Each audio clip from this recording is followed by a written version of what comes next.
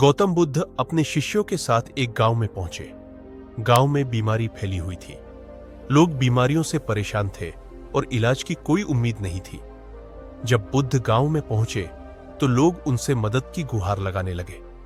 एक महिला जिसका इकलौता बेटा गंभीर रूप से बीमार था, रोती हुई बुद्ध के पास आई और बोली, हे प्रभु, मेरा बेटा मरने की कगार पर है। क्या कोई ऐसी दवा है जिससे वह ठीक हो सके? बुद्ध मुस्कुराए और बोले, तुम्हारे बेटे के लिए एक विशेष दवा है, लेकिन इसके लिए मुझे एक चीज चाहिए। तुम गांव में जाओ और किसी ऐसे घर से सरसों के कुछ दाने ले आओ जहां कभी किसी की मृत्यु न हुई हो। महिला को लगा कि यह काम आसान है।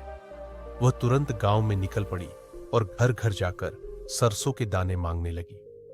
हर कोई उसे सरसों देने को तैयार था, लेकिन जब उसने पूछा, क्या इस घर में कभी किसी की मृत्यु नहीं हुई, तो जवाब हमेशा नहीं होता। हर घर में किसी न किसी ने अपना प्रिय खोया था।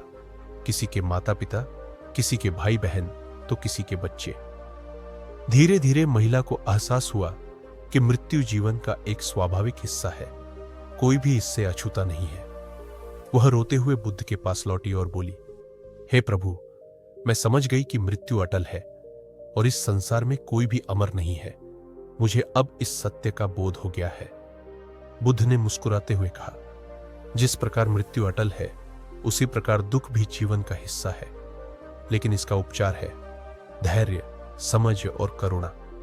जब हम अपने दुखों को स्वीकार कर लेते हैं और जीवन की नश्वरता को समझते हैं, तभी हम सच्ची शांति प्राप्त कर सकते हैं।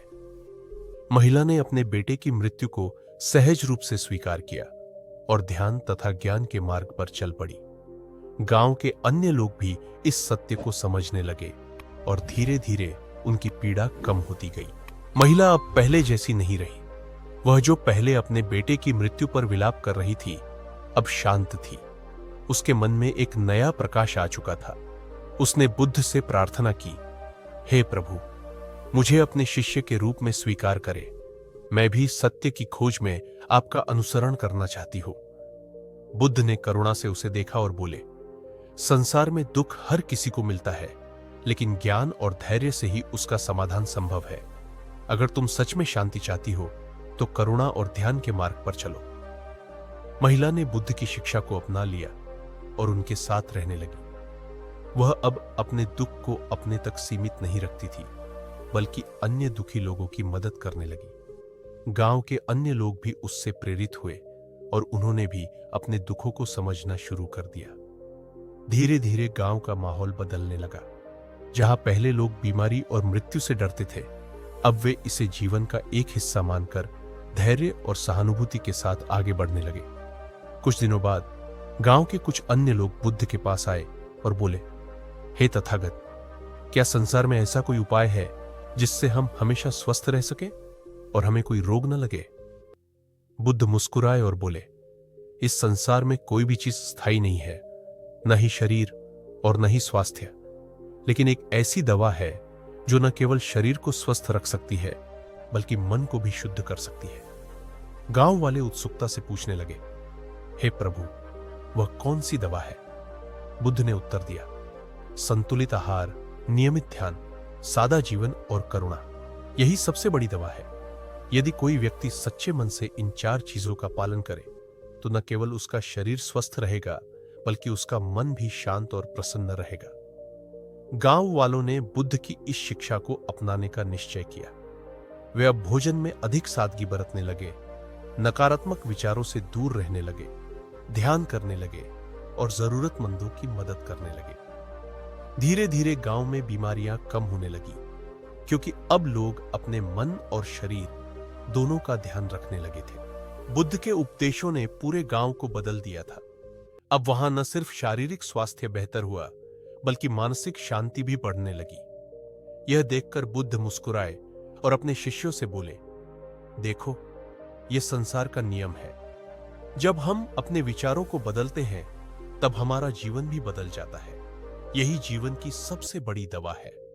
गांव वाले बुद्ध के चरणों में झुके और उन्हें धन्यवाद दिया।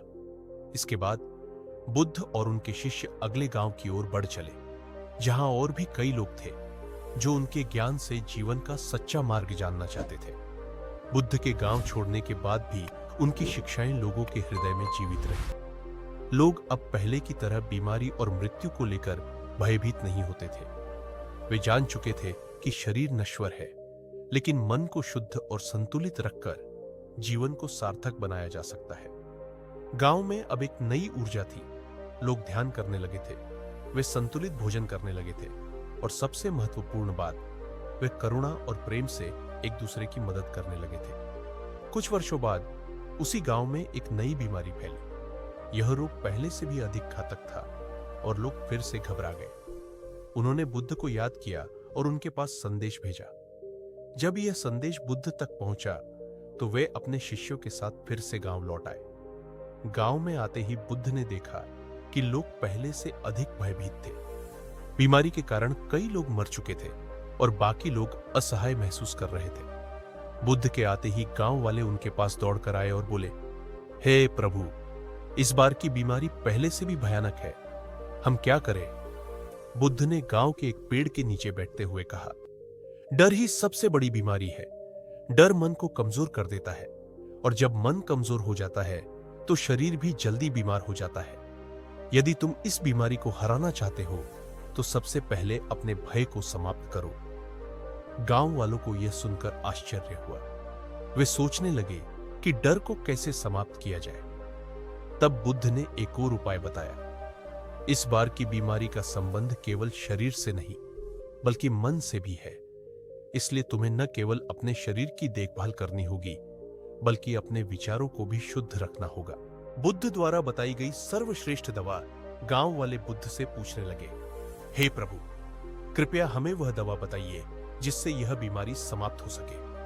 बुद्ध मुस्कुराए और बोले, यह बीमारी केवल एक दवा से समाप्त हो सकती है, और वह है सेवा, सहानुभूति और प्रेम। लोगों को समझ नहीं आया कि सेवा और प्रेम कैसे बीमारी को समाप्त कर सकते हैं। तब बुद्ध ने विस्तार से समझाया, जब तुम बीमार को अकेला छोड़ देते हो तो वह और अधिक कमजोर हो जाता है, लेकिन जब तुम उसकी सेवा करते हो, उसे प्रेम देते हो, तो उसकी इच्छा शक्ति बढ़ती है और वह रोग से लड़ने के लिए अधिक सक्षम हो जाता है। बुद्ध की यह बात सुनकर गांव वालों ने एक नई नीति अपनाई। उन्होंने बीमार लोगों को अलग थलग करने के बजाय उनकी सेवा करना शुरू कर दिया। वे पौष्टिक भोजन बनाने लगे, बीमारों को साफ सफाई में मदद करने लगे, और सबसे महत्वपूर्ण बात, उन्होंने बीमारों को प्यार और सहानुभूति दी। धीरे धीरे गांव में बदलाव आने लगा। जिन लोगों को बचने की उम्मीद नहीं थी, वे भी ठीक होने लगे। भय कम हो गया और लोग अधिक साहसी और सकारात्मक महसूस करने लगे। कुछ ही महीनों में गांव फिर से पहले की तरह स्वस्थ और खुशहाल हो गया। गांव के लोग अब पूरी तरह समझ चुके थे कि असली बीमारी सिर्फ शरीर की नहीं होती, बल्कि मन की भी होती है, और उसका इलाज दवा से नहीं, बल्कि करुणा, धैर्य और प्रेम से होता है। जब बुद्ध गांव से विदा लेने लगे तो गांव वालों ने उनके चरणों में झुककर कहा, हे प्रभु, हमने अब सीख लिया कि बीमारी और दुख को कैसे हराया जाए। हम वचन देते हैं कि हम आपकी सिखाई हर बात का पालन करेंगे और इसे आगे भी फैलाएंगे। बुद्ध ने प्रेम से उनकी ओर देखा और कहा, यदि तुम सच में इस ज्ञान को अपनाओगे तो न केवल तुम्हारा यह गांव, बल्कि पूरा संसार रोग और दुखों से मुक्त हो जाएगा। इसके बाद बुद्ध अपने शिष्यों के साथ अगले गांव की ओर चल पड़े, जहां और भी लोग उनकी शिक्षाओं से लाभ उठाने के लिए प्रतीक्षा कर रहे थे। बुद्ध के जाने के बाद भी गांव में उनकी शिक्षाएं जीवित रहीं। लोगों ने सेवा और प्रेम को ही सबसे बड़ी दवा मान लिया। अब जब भी कोई बीमार होता, पूरा गांव उसकी देखभाल करता। बीमारों को अकेला छोड़ने के बजाय वे उनकी सेवा करते, उन्हें अच्छा भोजन देते, और सबसे महत्वपूर्ण बात, उन्हें हिम्मत देते। धीरे धीरे गांव में बीमारियां कम होने लगी। पहले जहां भय का माहौल था, अब वहां शांति और विश्वास था। लोग समझ चुके थे कि केवल बाहरी उपचार ही नहीं, बल्कि आंतरिक शक्ति भी बीमारी को हराने में मदद करती है। कुछ वर्षों बाद गांव में एक और संकट आ गया। इस बार कोई शारीरिक बीमारी नहीं थी, बल्कि लालच और ईर्ष्या फैलने लगी थी। कुछ लोग अधिक धन और संपत्ति की चाह में एक दूसरे के खिलाफ हो गए। भाई भाई में झगड़े होने लगे पड़ोसी आपस में दुश्मन बन गए और गांव में असंतोष बढ़ने लगा। लोगों को एहसास हुआ कि अब उनका गांव पहले जैसा नहीं रहा। उन्होंने फिर से बुद्ध को बुलाने का निश्चय किया। कुछ बुजुर्ग गांव से निकलकर बुद्ध के पास गए और उनसे प्रार्थना की, हे प्रभु, पहले हमारे गांव में बीमारियां थी, लेकिन आपने हमें सिखाया कि सेवा और प्रेम से हम उन्हें मिटा सकते हैं। अब हमारे गांव में एक और बीमारी आ गई है, लालच और घृणा की। कृपया हमें इसका उपाय बताइए। बुद्ध शांत स्वर में बोले, तुम्हारे गांव को अब एक और दवा की जरूरत है, और वह है त्याग और संतोष। यदि तुम सच में सुख चाहते हो तो दूसरों के लिए भी वही चाहो जो तुम अपने लिए चाहते हो। ईर्ष्या और लालच से मन अशांत होता है, और यह अशांति तुम्हें कभी सुखी नहीं रहने देगी। बुद्ध गांव लौटे और वहां के लोगों से कहा, क्या तुम लोग सच में सुखी होना चाहते हो? गांव वालों ने एक स्वर में कहा, हां हे प्रभु। बुद्ध ने कहा, तो सबसे पहले अपने हृदय को देखो। क्या तुम किसी से ईर्ष्या करते हो? क्या तुम्हें दूसरों से अधिक पाने की लालसा है? यदि हां, तो समझ लो कि तुमने अपने भीतर विष धारण कर लिया है। जब तक यह विष रहेगा, तुम कभी सुखी नहीं रह सकते। लोगों ने बुद्ध की बातों पर गहराई से विचार किया। उन्हें महसूस हुआ कि लालच और ईर्ष्या के कारण ही उनके रिश्ते बिगड़ रहे थे। उन्होंने एक दूसरे से क्षमा मांगी और पहले की तरह प्रेम और सहयोग से रहने लगे। अब गांव के लोग समझ चुके थे कि केवल बीमारियों का इलाज ही काफी नहीं होता, बल्कि मन को भी स्वस्थ रखना जरूरी है। उन्होंने निश्चय किया कि वे हमेशा त्याग, संतोष, सेवा और प्रेम का पालन करेंगे। जब गांव पूरी तरह से बदल गया, तो बुद्ध ने वहां के लोगों को अपना अंतिम उपदेश दिया। संसार में दो तरह की बीमारियां होती हैं, एक शरीर की और दूसरी मन की। शरीर की बीमारी का इलाज औषधियों से होता है, लेकिन मन की बीमारी का इलाज प्रेम, सेवा, संतोष और त्याग से ही संभव है। यदि तुमने इसे समझ लिया, तो न केवल यह गांव बल्कि पूरा संसार सुखी और स्वस्थ हो सकता है। इसके बाद बुद्ध अपने शिष्यों के साथ आगे बढ़ गए, लेकिन गांव के लोग अब पहले जैसे नहीं थे। वे अब सच्चे अर्थों में बुद्ध की शिक्षाओं को जीने लगे थे। गांव में न केवल शारीरिक रोग मिट चुके थे, बल्कि मानसिक रोग भी समाप्त हो गए थे। समय बीतता गया, लेकिन बुद्ध की दी हुई शिक्षा गांव में गहराई से स्थापित हो चुकी थी। लोगों ने अब बीमारियों को सिर्फ शरीर तक सीमित नहीं समझा, बल्कि मन की बीमारियों, ईर्ष्या, क्रोध, अहंकार और मोह को भी पहचान लिया। वे जानते थे कि इनसे मुक्त होने के लिए केवल बाहरी उपचार नहीं, बल्कि आंतरिक शुद्धता की आवश्यकता है। अब गांव में लोग एक दूसरे की सहायता करने लगे। लालच और घृणा की जगह प्रेम और सहानुभूति ने ले ली।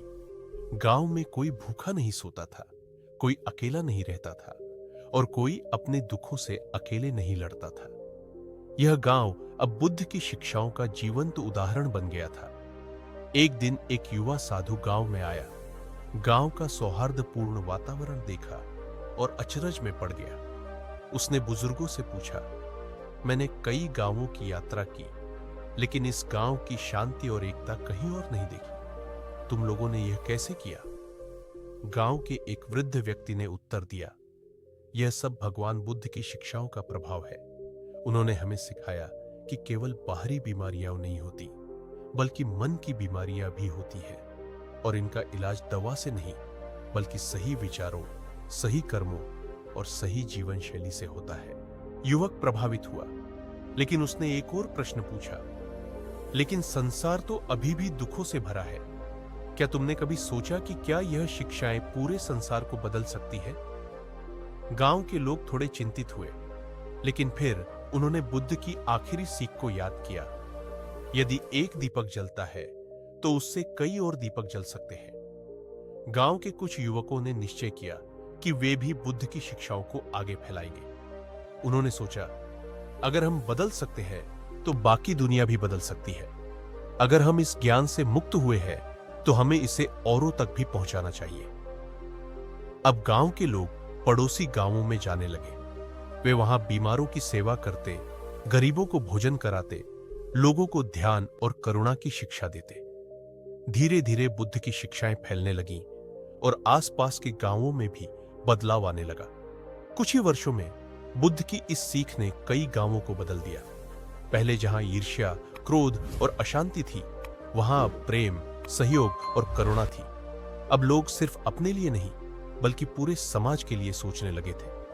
जब यह समाचार बुद्ध तक पहुंचा कि उनका सिखाया ज्ञान अब और गांवों में फैल चुका है, तो वे मुस्कुराए और बोले, ध्यान और सेवा की शिक्षा जब सही हृदयों में स्थान पाती है, तो वह एक बीज की तरह होती है जो आगे चलकर विशाल वृक्ष बन जाती है। यह संसार तभी बदलेगा जब हर व्यक्ति अपने भीतर बदलाव लाने का प्रयास करेगा। गांव अब केवल एक स्थान नहीं था, बल्कि वह एक जीवंत उदाहरण बन चुका था कि यदि मनुष्य अपने विचारों को शुद्ध कर ले, तो पूरा संसार बदल सकता है। बुद्ध की दी हुई शिक्षा अब केवल गांवों तक सीमित नहीं रही, बल्कि धीरे धीरे यह पूरे राज्य में फैलने लगी। जिन गांवों में पहले अराजकता, लालच और हिंसा का माहौल था, वहां अब शांति और सहानुभूति की भावना पनपने लगी थी। लोग अब समझ चुके थे कि केवल बाहरी उपचार से जीवन नहीं सुधरता, बल्कि मन की शुद्धता और सही आचरण से ही सच्ची सुख शांति प्राप्त की जा सकती है।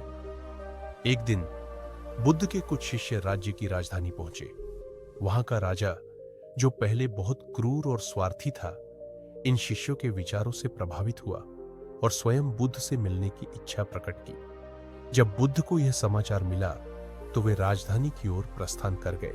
राजा ने बुद्ध का स्वागत किया और कहा, हे महात्मा, मैंने सुना है कि आपकी शिक्षाएं लोगों को बदल देती है, लेकिन मेरे राज्य में अब भी कई कष्ट है। अपराध बढ़ रहे हैं, लोग असंतुष्ट हैं और हर कोई अधिक पाने की लालसा में दुखी है। क्या मेरे राज्य को भी सुखी बनाया जा सकता है? बुद्ध मुस्कुराए और बोले, राज्य भी उसी प्रकार है जैसे एक मनुष्य का मन। जब मन अशांत होता है तो जीवन में दुख बढ़ता है, और जब राज्य में लोभ, अहंकार और हिंसा होती है, तो वहां कभी सुख नहीं आ सकता। यदि तुम अपने राज्य को सुखी बनाना चाहते हो, तो सबसे पहले स्वयं को बदलो। राजा आश्चर्यचकित होकर पूछने लगा, स्वयं को कैसे बदलूं? बुद्ध ने उत्तर दिया, राजा को केवल शासन नहीं करना चाहिए, बल्कि प्रजा की सेवा भी करनी चाहिए। जब तुम्हारा मन करुणा और सेवा से भरा होगा, तो तुम्हारे राज्य के लोग भी वैसे ही बनेंगे। राजा ने बुद्ध की बातों को गहराई से सुना और उन्हें अपने जीवन में अपनाने का संकल्प लिया। उसने अपने शासन में कई बदलाव किए। अब करुणा और न्याय को प्राथमिकता दी जाने लगी, गरीबों की सहायता की जाने लगी, शिक्षा और स्वास्थ्य की व्यवस्था को बेहतर बनाया गया, और अपराधों को कम करने के लिए केवल दंड नहीं, बल्कि सुधार की नीति अपनाई गई। धीरे धीरे राज्य में परिवर्तन दिखने लगा। जहां पहले लोग केवल अपने लाभ के लिए कार्य करते थे, वहां अब परोपकार की भावना जागने लगी। व्यापार में ईमानदारी बढ़ी, परिवारों में प्रेम और सम्मान आने लगा, और समाज में एक नई चेतना का संचार हुआ। जब राज्य पूरी तरह से बदल चुका था, तो राजा ने बुद्ध से कहा, हे महात्मा, आपकी शिक्षाओं ने मेरे जीवन और मेरे राज्य को बदल दिया। अब मुझे यह समझ में आ गया है कि सच्चा सुख केवल धन और सत्ता में नहीं, बल्कि सेवा और करुणा में है। बुद्ध ने मुस्कुराकर कहा, यही संसार का नियम है। जो दूसरों की भलाई करता है, वह स्वयं भी सुखी होता है। याद रखो, सुख केवल बाहर नहीं मिलता, उसे अपने भीतर खोजना पड़ता है। अब वह राज्य भी बुद्ध की शिक्षाओं का प्रतीक बन चुका था। वहां के लोग केवल स्वयं के लिए नहीं, बल्कि पूरे समाज के कल्याण के लिए जीने लगे थे। यदि तुम संसार को बदलना चाहते हो, तो सबसे पहले स्वयं को बदलो। जब मन शुद्ध होगा, तो जीवन भी सुखी होगा, और जब समाज सेवा और करुणा से भरा होगा, तो पूरा राज्य सुख शांति से भर जाएगा। तो दोस्तों, अगर आपको हमारा वीडियो पसंद आया हो, तो कृपया इसे लाइक करें, शेयर करें और हमारे चैनल को सब्सक्राइब करना न भूलें। साथ ही बेल आइकन दबाना न भूलें, ताकि आप हमारे अगले वीडियो से हमेशा जुड़े रहें। धन्यवाद।